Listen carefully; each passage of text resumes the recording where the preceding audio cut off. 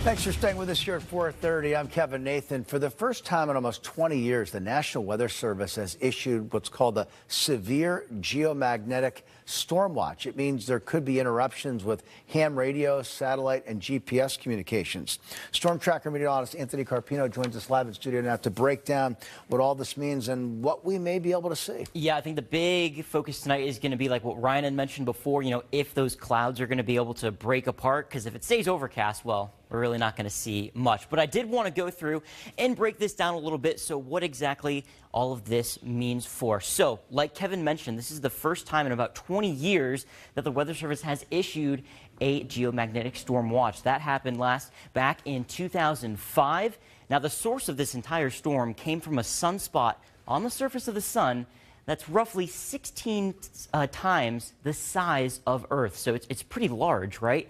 And there's actually 7 waves of energy that's expected to reach Earth, and one is actually moving through right now. We'll talk more about that at 5:30. But in the umbrella of a geomagnetic storm, you have 3 options. The first, you have the geomagnetic part. That's where we can see the northern lights. That's the part that we really enjoy to see. The other side of it is solar radiation. Now, fortunately for us on the ground, this isn't too much of a concern, but it does have some impacts for astronauts aboard the International Space Station. And one more component to this is the effects of those particles on radio. So like Kevin mentioned as well, the effects on ham radio and satellite communications.